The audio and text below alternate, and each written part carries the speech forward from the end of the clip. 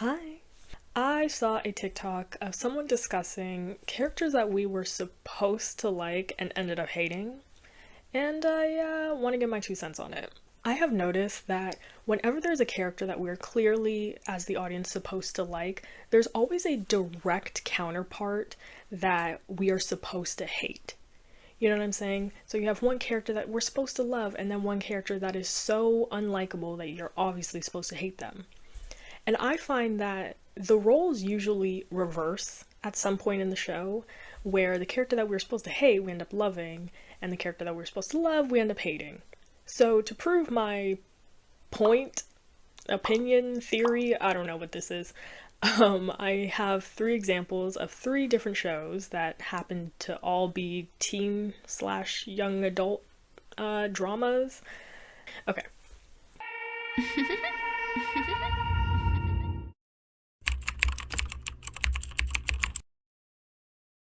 So starting off with Vampire Diaries. Yes, I feel like this one is obvious. Elena and Caroline.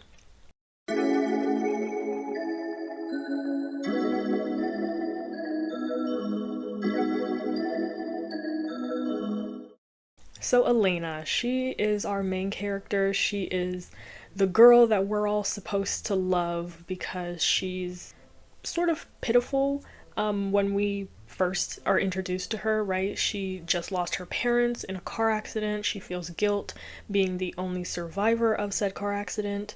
And, it's only been a couple of months since they passed. She finally gets back in the swing of things and going to school and trying to live normally when suddenly the new kid comes into town, aka Stefan Salvatore. He takes interest in her right away. So all these things set up that we are supposed to like Elena. We're supposed to like her, we're supposed to feel for her, and maybe even see ourselves in her a little bit because she's a little bit supposed to be like not like the other girls. Okay, sorry, so not sexy. I disagree.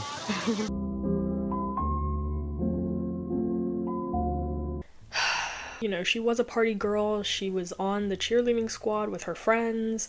She had a boyfriend who was a jock. You know what I'm saying? Like, she, in fact, was very much like the other girls, but ever since the tragedy, now she is basically Bella from Twilight.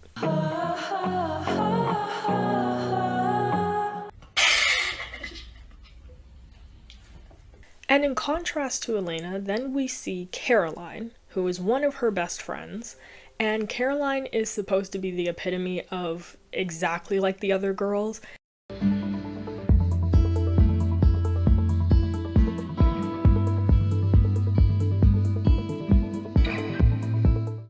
She's the stereotypical, like, popular mean girl that only cares about school politics and, she's on the cheerleading squad. She's captain of the cheerleading squad, which is very important to her.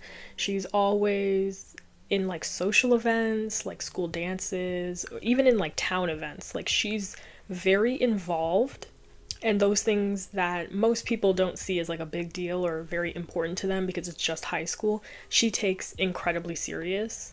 She seems very, like, self-obsessed. She really only seems to care about how people view her. And to really drive this home, the show blatantly gives us a scene where she's sitting down with her other friend, Bonnie, and she's literally complaining about how the new guy, Stefan, only seems to be interested in Elena, despite, her putting herself out there and trying to attract him, but he doesn't seem interested.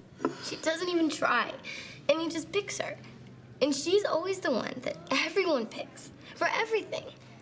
And I try so hard, and I'm never the one. And she's just complaining about Elena, who just went through a very tragic thing in life. And instead of understanding maybe her liking the new guy is a good thing for her right now because it's taking her mind off of her reality, instead of feeling that way, she's complaining about her friend. So we're really not supposed to like Caroline, is my point. That being said, something then happens that changes everything. And that is when Caroline gets turned into a vampire.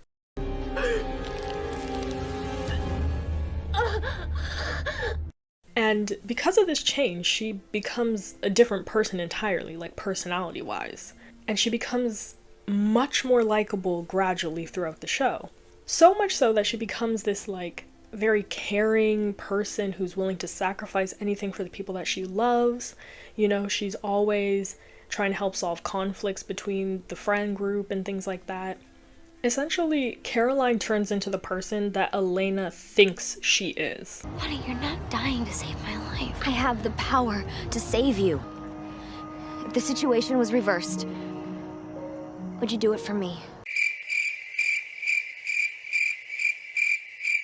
Are you serious right now, bro? Because Elena was really only that way for, in my opinion, a short amount of time before she kind of just becomes a martyr and becomes incredibly annoying, where she's this woe is me type character who thinks that she's like this self-sacrificing person when she's really not. Because she never has to sacrifice anything. Someone is always there to save her. You know what I mean? You say you care about your friends, your family, etc., and yet you don't know anything that's going on in their lives. You only call them when you need a favor, when you need help.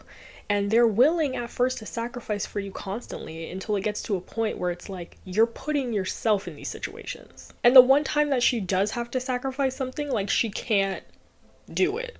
Everyone's life is in danger looking for this cure because poor Lana can't deal with being a vampire. I'm about to beat this bitch up.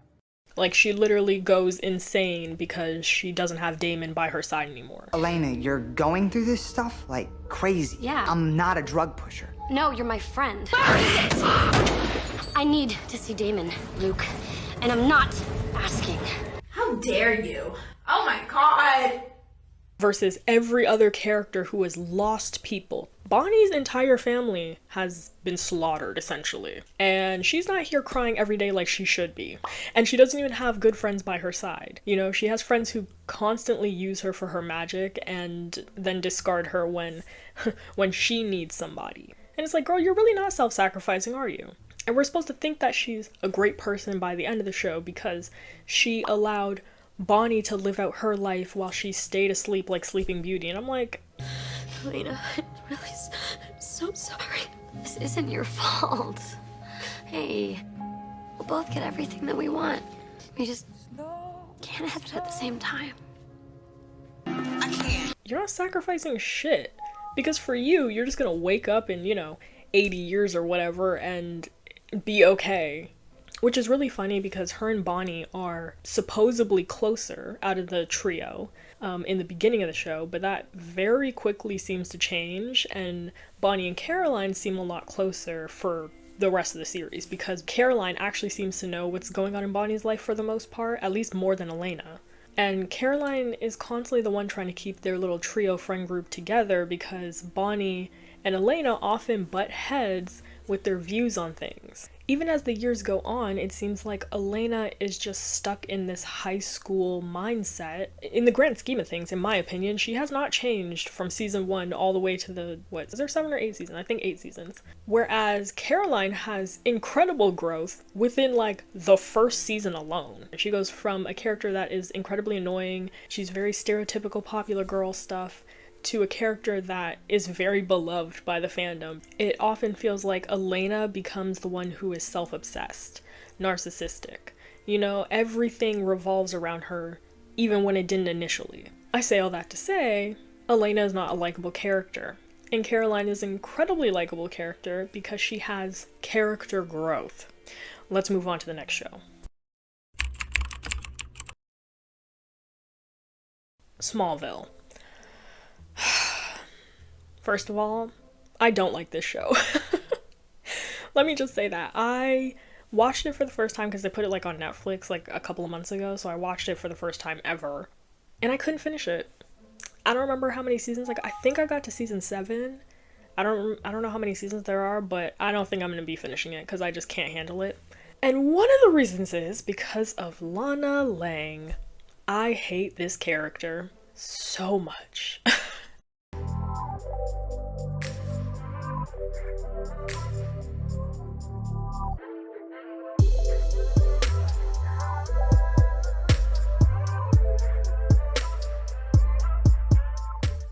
Lana Lang is framed as like Little Miss Perfect when she is not. She's nowhere near Little Miss Perfect. And she's nothing like that. She's nothing of the sort. Which would be okay because she is supposed to be a teenager. And teenagers are not supposed to be perfect. You're supposed to make mistakes and go through life. But the way her character is framed is that she is like the most stereotypical, like amazing person. She's beautiful. She's a do-gooder. Like she volunteers at like old people homes and stuff like that. Everybody seems to really like her. You know, she's just like widely known, not just in her school, but it seems like she's kind of known throughout the town. However, in the same breath, she is dating the school jock and bully. It's not really an issue that he's a jock, it's the fact that he's also the school bully, which everybody knows, including her. I will never understand this like idea that like the good girl gets with the bad boy and she sees something different in him. Like he's not like that with me, and it's like, yeah, but he's still a school bully. Like you haven't really changed him as a person because he still acts this way with other people. You know what I mean? And you know he acts this way with other people because in like the first episode, I think, Clark gets kidnapped by the jocks and he gets strung up in a cornfield like I was gonna say a cactus, like a scarecrow. Congratulations, Clark. You're this year's scarecrow.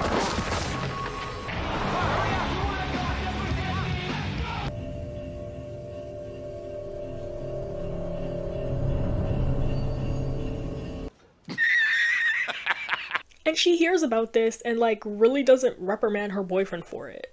And I'm like, what's going on? Y'all are going to jail. Period. There are also 2 moments, although I feel like this happens 3 times, where she almost cheats on her boyfriend with Clark on 2 separate occasions. Like, we're still getting this framing that neither of them are doing anything wrong. It's like he's being a homewrecker and she's cheating on her boyfriend. And at that point, if it's happened or almost happened multiple times, she's emotionally cheating on her boyfriend as well as almost physically cheating on him. So I don't understand where this Little Miss Perfect thing is coming from, because she's really not. Child. Anyway, so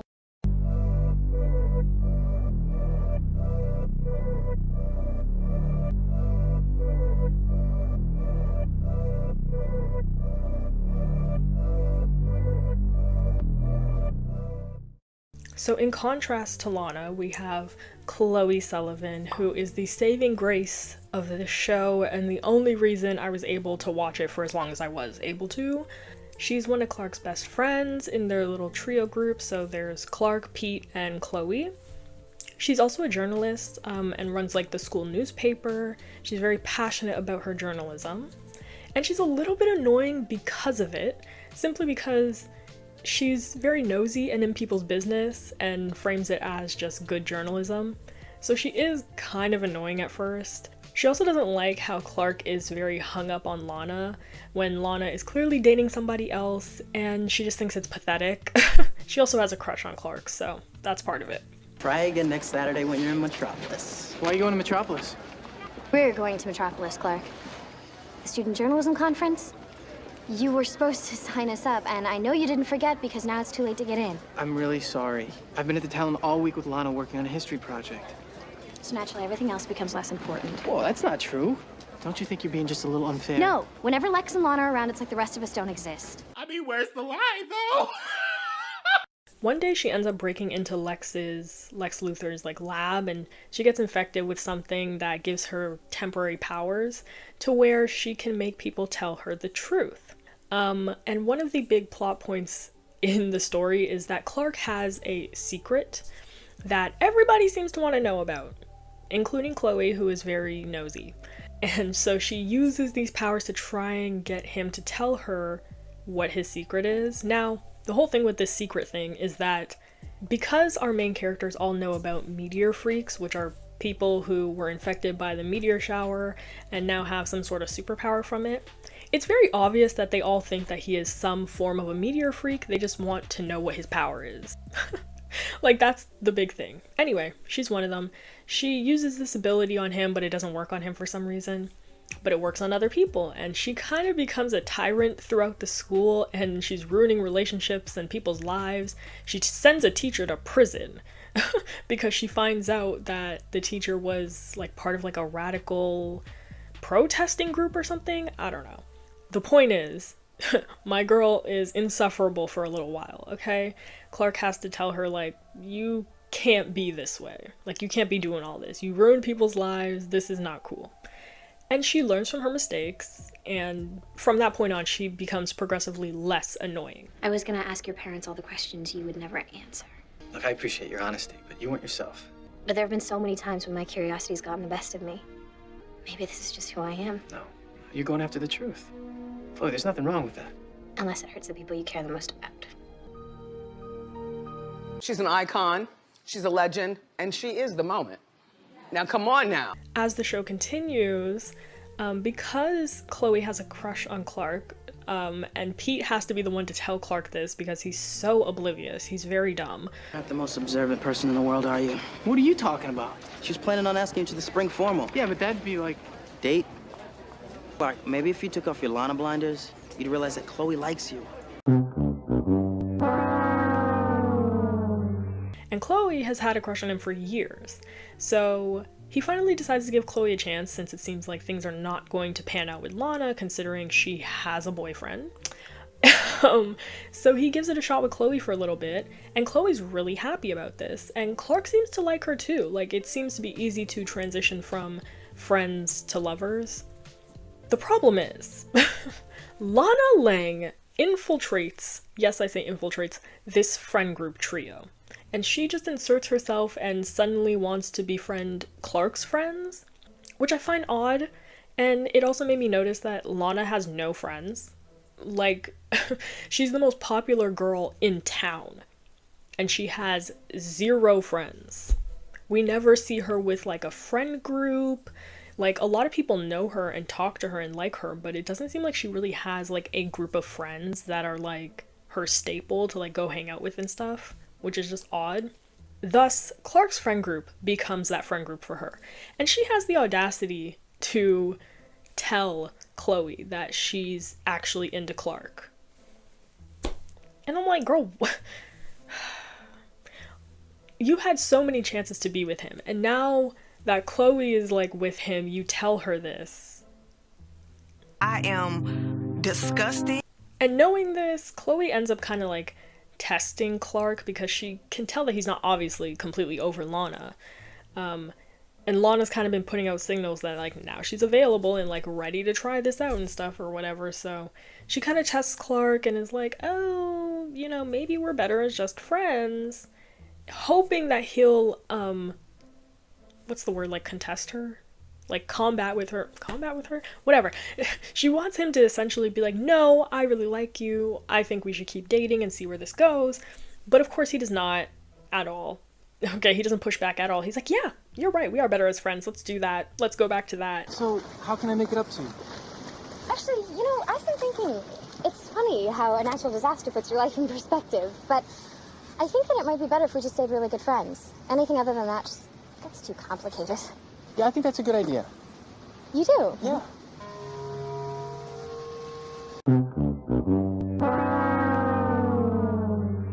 And it breaks her heart because she realizes that he never had the same feelings as her to begin with if it was broken so easily by Lana simply showing a little bit of interest in him again. Like, the homewrecker behavior, how is that giving Miss Perfect? And again, it is framed as if she has done nothing wrong. It is almost framed as if, like, they were meant to be and this is just fate and Chloe's the one who was getting in the way, and it's just like... And then when Lana actually does start dating Clark, they're in like the honeymoon phase for a hot minute before she decides, you have a secret that I don't know about. I don't think I can date you. I don't know what it is with everybody in the show being stuck on like his secret and needing to know what it is and having to know every single little thing about him. I don't know if you've ever had friends before. Clearly she hasn't. But it's okay for friends to not tell you every little thing. Like, it's okay. Even his best friends don't know every single little thing about him. So I don't know what it is about this whole secret situation that just has everybody up in arms.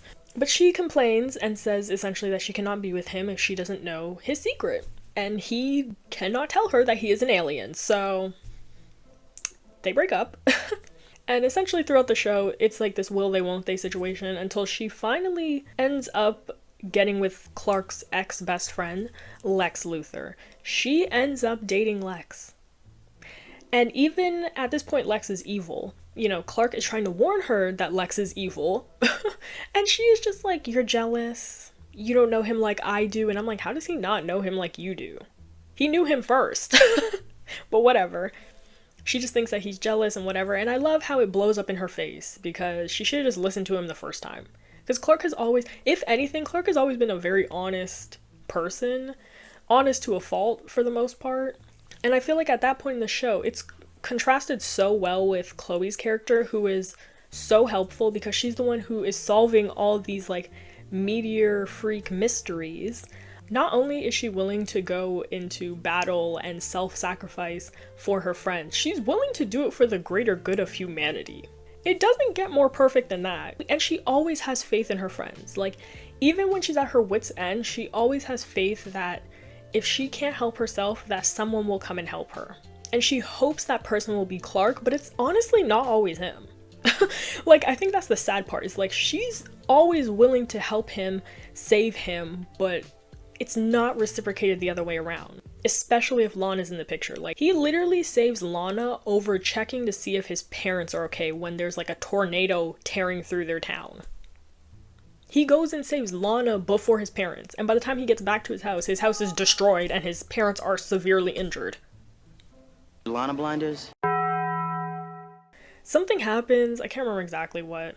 Something happens and everybody's like memories are erased, or like they're in like a different timeline or something, and so Clark feels like he's alone. He doesn't know how he's gonna get out of the situation. He tells Chloe, like, I think something's going on and I just can't prove it. She believes him immediately. Because she's like, yeah, I also had a weird feeling like something's going on. Let's figure this out together. She never like pushes back on him like, are you sure? Blah, blah, blah. Like, she just believes him right off the bat.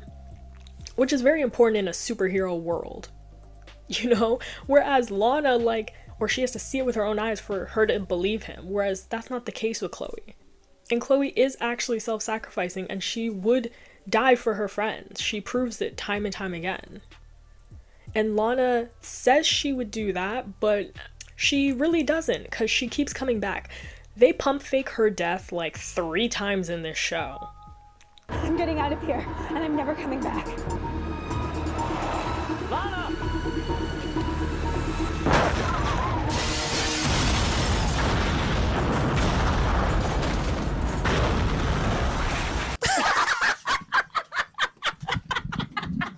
But yeah, they pump fake her death and bring her back every time just for her to come back into the story and do the same BS that she was doing in high school with this will they won't they with Clark, you know, messing up his relationships because when she's around he's just blinded by her. Lana blinders? And can't see anything else that's happening around him.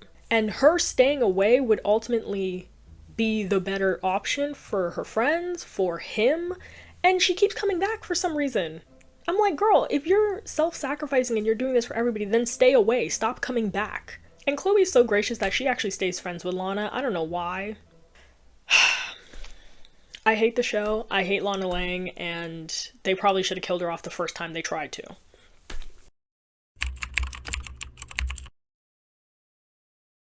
Last but not least, One Tree Hill. I watched One Tree Hill for the first time last year. This was not a show I watched when it was airing, and I do really like this show. But what I do not like about the show is Peyton. Peyton.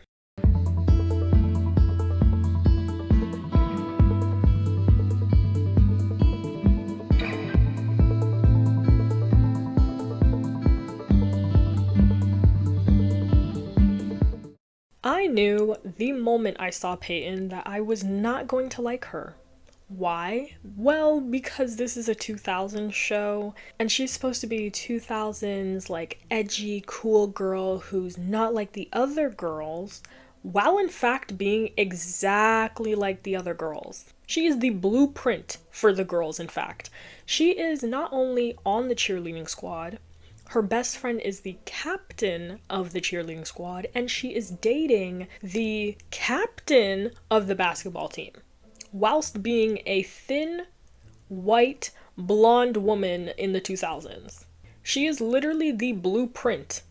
We're supposed to believe she's not like the other girls simply because, I don't know, she wears a leather jacket and like listens to bands that aren't mainstream, and she likes to draw in her room, and for some reason those things are supposed to make her different, at least in the 2000s. And this doesn't even make sense anyway, simply because we do know that she like goes to parties, like she drinks, she does all the things that like popular teens in 2000s shows and movies do. So she really is in fact exactly like everybody else. She just wants people to think she's very different.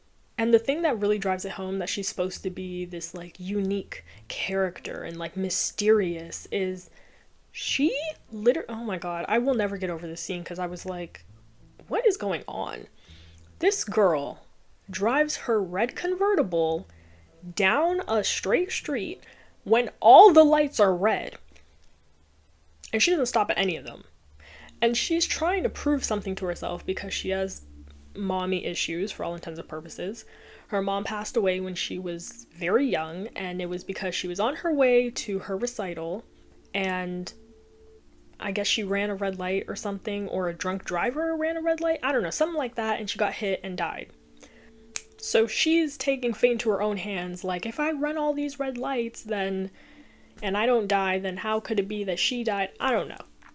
It's a ridiculous concept that I was like, this is very inappropriate. Also, how did she never get pulled over or stopped? Like, this is a very small town. I'm pretty sure there's probably only one red convertible in town, and it's hers. I don't get it. But for all intents and purposes of the show, even that doesn't make her stand out, because literally the main character, who is Lucas, he is the epitome of daddy issues. Like, every character in the show has parental issues. Like, really. None of these things make Peyton's character unique or not like the other girls in any capacity, but we are supposed to believe that she is, okay? We're also supposed to root for her and Lucas to be together. We're supposed to like them together. We're supposed to like her. And I cannot express to you how much I do not like her. She's very similar to Lana Lang, in these aspects, but we'll get into that. All these things do make her different from one character in particular, and that is her best friend, Brooke.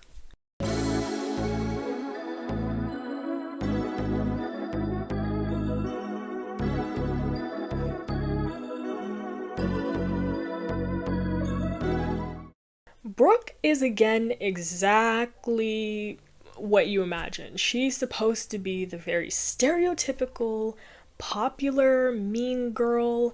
She's also, I guess for all intents and purposes, the school slut. Like, she is captain of the cheerleading squad. She has hooked up with probably half of the guys at school, if they're attractive, of course.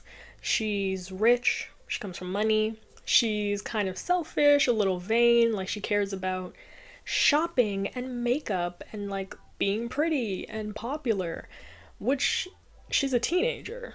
I don't think these are necessarily bad things to like when you're that young, but we're supposed to hate her right off the bat, and she very obviously contrasts with Peyton's character. Also, I find it really odd in these teen shows that we're supposed to dislike or hate on the characters that find school activities very important.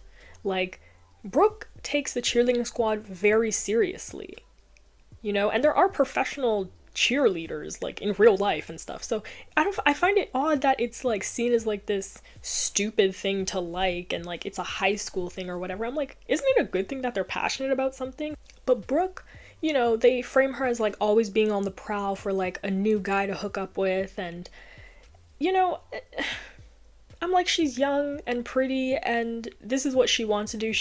One thing I will say about Brooke is she seems very certain of herself throughout pretty much the whole series.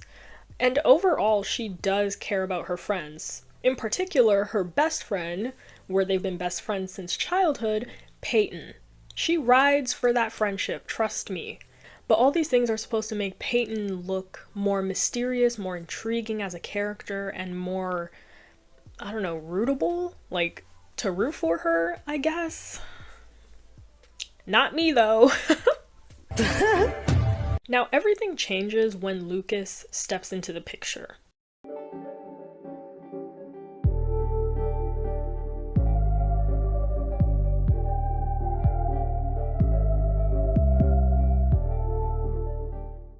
Anyway, when he joins the basketball team, Brooke takes notice of him. Peyton, that's honestly when she starts to actually take notice of him as well.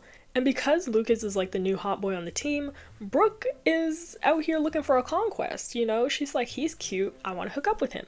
Nothing serious. Now, she does take notice that Peyton seems to have something going on with him, or like there seems to be a little bit of a rapport there. Mind you, I think she just broke up with Nathan, her boyfriend. So Brooke kind of suggests like, oh, why don't you hook up with Lucas as like a rebound, you know, to get back on the horse sort of thing. Oh, so Lucas looks even hotter in blue. You should totally hook up with him. Stop it. What? At the very least, you're due for a little rebound action, unless you're still into Nathan. I'm not. Peyton says that it's not like that between them and that she has no interest in that. She explicitly says this to her, okay? Brooke, however, explicitly says to her, like, well, girl, then he's fair game. And Peyton's like, yeah, go for it. So she does. Since you're my pal, you can have a courtesy hold on Lucas for the weekend. But after that, he's fair game. He's already fair game. Thanks. Did you hear that? And even though she's trying to, like, flirt with Lucas and stuff, like, her usual tactics that work for her, like using her feminine wiles or whatever, isn't really working with him. Mainly because he's interested in Peyton. Not because these things wouldn't work on him, it's just he likes Peyton.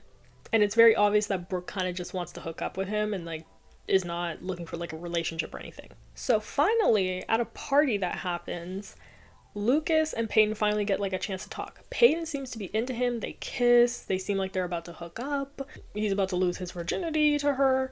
It's like a big deal. He expresses how much he likes her and how he sees a future with her and all these other things, and it freaks her out. She's like, this was supposed to just be a hookup, why'd you make it weird? And she leaves, and she basically rejects him. I have wanted this for so long. Me too. I want to have everything with you. I want it all.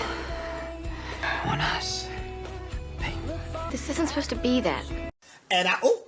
So Brooke swoops back in, and he gives her a chance. He gives Brooke a chance, and they go on like a cute little date, you know? She takes him over to the wild side a little bit. They go to a bar, he gets a tattoo, like it's all these things, you know? She ends up being his first, and he actually likes Brooke. He thinks she's really fun, and she is fun. Brooke is very likable. She's charming. Like, yeah, she's a little bit of a bad girl, but they're in high school. You're supposed to make mistakes. It's not that serious, right? Brooke also seems to take a liking to him. Like, what she wanted to just be a hookup was starting to turn into something more. She likes spending time with him. Now, Peyton has had some time to think about her feelings for Lucas, despite everybody except her realizing that it's very clear that she has feelings for him. But girl, it's too late. Your bestie is dating him now, right? But she doesn't really realize that they've made it like kind of official. So she goes to Lucas's house to confess that she actually wants all the same things that he does. Lucas, I made a mistake. When you said you wanted to be with me, I got scared and I pushed you away, but Peyton, the truth is I want all the same things that you want. I do, and I want them with you. She likes him back, yada yada yada, and then she sees Brooke come into the foreground and she's like, oh, Brooke is here. And Brooke says something, not knowing that Peyton is there, Brooke says something that implies that they're gonna be hooking up in a few minutes, if you will. Okay, superstar, you ready to score? Well, yes! Peyton's face in this moment looks almost a little bit in disbelief, maybe even a little bit disgusted, which I think is so messed up because this is supposedly her best friend, but she looks at it as like, she looks at Lucas as if she felt that he had higher standards than her best friend. She looks at him disappointed that he would hook up with Brooke. Because, again, Brooke has this, like, kind of school slut thing going on. She's not ashamed of it, but, you know, that's kind of her rep. And, yeah, the way Peyton looks at her is, like, she's almost disgusted that Lucas would even get with her. Which then brings me back to the original conversation that her and Peyton had, where she said to Peyton that, like, he's fair game, I'm gonna be going after him. And Peyton, like, gives the green light. And I feel now that the only reason she gave the green light to her was because she felt that Lucas would never go for Brooke. You're a good friend to her, Brooke. I'm surprised. Sorry, I guess I just figured that you were... A brainless slut. No, you're not. I was clearly wrong about you. Most people are. Now, Brooke being the bigger person and the better friend, like, the next day, you know, because she felt like there was some tension. She didn't know what they talked about or anything, but she felt like there was something going on. So the next day she goes over to Payne's house to talk to her and is like, hey, just want to see where we're at. Like, are you mad at me? Like, what's going on? Payne says that she's not. She says that she has no problem with them dating. And Brooke says, good, because I really like him. And, you know, I've never really felt this way about a guy before, so I want to really explore this. First mistake. Peyton has the chance to tell her, no, I'm not okay with you guys dating, to be honest. Like, I think it's kind of weird. I do kind of like him. I don't really want you dating him. She should have told her this right then and there, because that would have allowed Brooke to back off before her feelings got too deep into it, you know? That would have been the right thing to do. Does she do this? No. No, she does not. Let's fast forward a bit, shall we? Now, with the green light from Peyton, Brooke continues to date Lucas, okay? They're kind of in, like, this honeymoon phase. We see, like, a little montage of Brooke putting in effort to try and be interested in the same things and, like, get to know him. Like, they go to the bookstore together, she reads a book that he recommends to her, she tries to listen to the same music as him, but ultimately she just realizes that they're very different. But Brooke is really starting to like him and she wants to impress him. So she ends up, like, asking Peyton, who has similar music taste to him, to make him, like, a mixtape so that she can give that to him as, like, a gift, which is really sweet and, like, thoughtful. Yes, she didn't make it herself, but it's because she doesn't really like the same kind of music he does, but she still wants to do something nice for him. He immediately knows that Peyton's the one who made this for him, but he doesn't tell that to Brooke or whatever. And, like, Peyton helps Brooke. Like, she's furthering her relationship with Lucas. And she also starts to notice, like, she's not very comfortable with his relationship with Peyton because she feels like he is using Peyton for, like, intellectual stimulation because they're interested in a lot of the same things. And he's using Brooke for physical stimulation. And she doesn't want that. She wants him to wholeheartedly like her. So she's feeling a little insecure. Peyton, being her best friend, reassures her that she's a great girl and that, you know, she's super likable and how could Lucas not like her and blah, blah, blah. She, being a mature person and being very good with communication, she talks to Lucas and brings up the exact same thing that she brought up to Peyton. Like, she's not sure if this is going to work out because they don't have enough in common and she's insecure about it. He reassures her that that is not the case and that he never asked her to be interested in the same things as him and that he just likes her for her. So she feels now secure again in their relationship. Let's fast forward again, shall we? Now, as his relationship with Brooke continues, his friendship with Peyton also continues, and they are very close, but that's kind of a bad thing because he now knows how she feels about him. And, like, he can't shake that. If she had never told him, I don't think he would have looked back to her, to be quite honest, but it's in the back of his mind now that he knows that she feels the same way, even though he's still dating Brooke. And he likes Brooke, but he's liked Peyton for a lot longer. And because he's such a good friend and is always there for Peyton when she needs him, and Brooke tries to be very understanding of this because Peyton's also her friend, so she doesn't mind to a certain degree that Lucas is always there at her beck and call to help her out with the situation, which does end up happening. Something happens, like, with her dad because he goes away for work or, like, works on the water or works on a boat or something like that. And she can't get a hold of him. They have to, like, drive to, like, I think the airport. I don't know. Anyway, her and Lucas go on, like, a little road trip situation. Brooke knows that this is happening, but she's not with them. And they end up cheating. Well, it's good news. Yeah, I know. I just got off the phone with the Coast Guard. They made contact with his boat. He's fine. They found your daddy's okay. You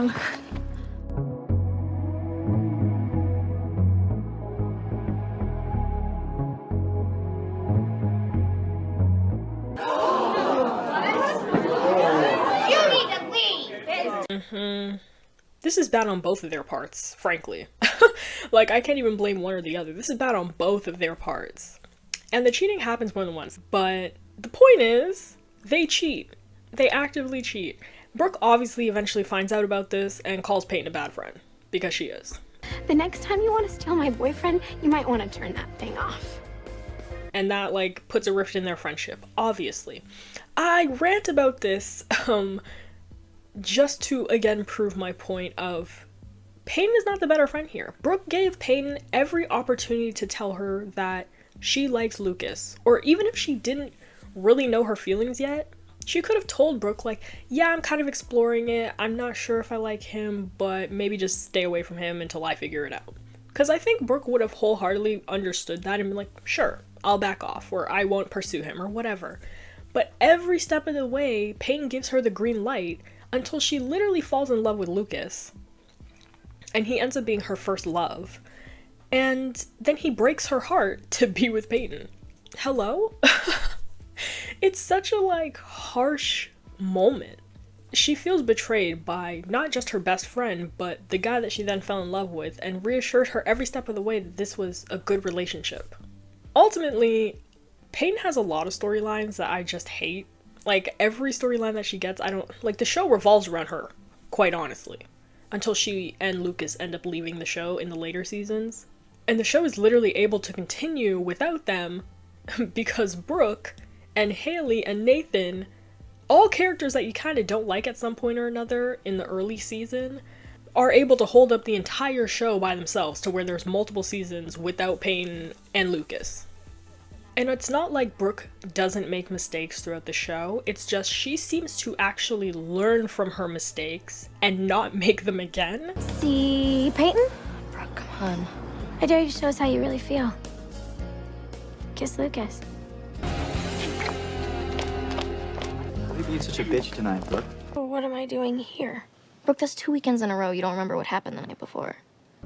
I gotta change my karma. Maybe you should make some changes too. I didn't wake up with a foggy memory. Whereas Peyton continues to do things that you would think she would have learned to not do them, but she keeps doing them, and I'm like, girl, it's like same problem, different font. Like, what are we doing? I think I still have feelings for Lucas. You mean you care for him as a friend? No. Why would you tell me you have feelings for Lucas now? I cannot believe this is happening again. It's not, okay? It's not. It's just, okay, the last time... The last time? Do you hear yourself right now? The last time you tried to steal my boyfriend? I don't want to steal him, okay?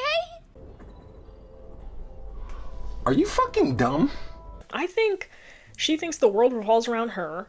She acts like she's a good friend, but I'm like, is she? Sometimes, other times not so much.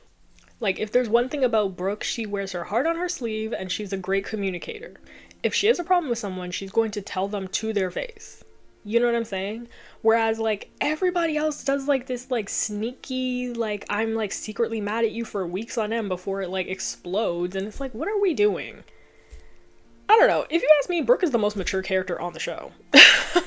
Ironically enough. And she learns from her mistakes. That's why she ends up just being such a beloved character by the end of it. Brooke, I'm not gonna do anything about it, okay? I'll just bury it. You can't.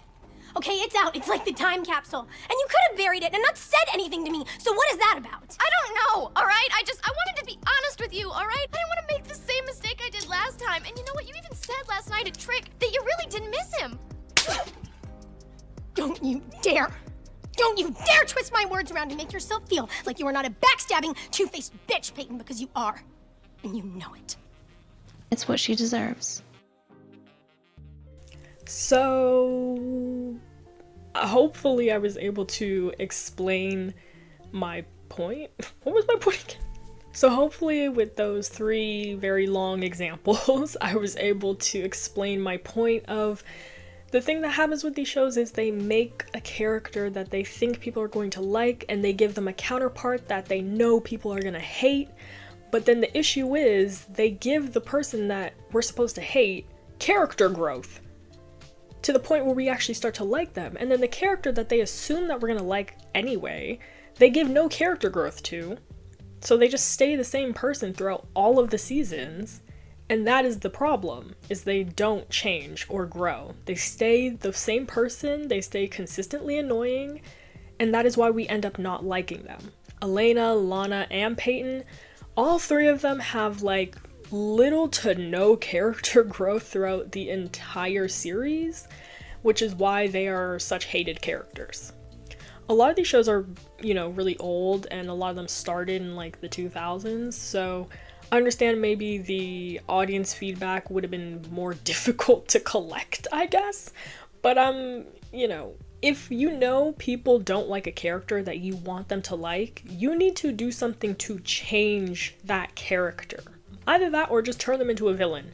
But it's funny because they never want them to be a villain, but they never actually do anything to make them more likable. So yeah, and I mean, that's just a few characters. There are many characters that are like this, but those are the characters I love and the characters I love to hate. I probably could have got to my point like much faster. I'm gonna have to cut out a lot of this. I'm just sitting here ranting about shows at this point. Oh boy. I mean, I think about the future sometimes and it scares me. But then I think I'll go to college, I'll join the right sorority, I'll marry a rich guy. Unless I get fat. Yeah, right.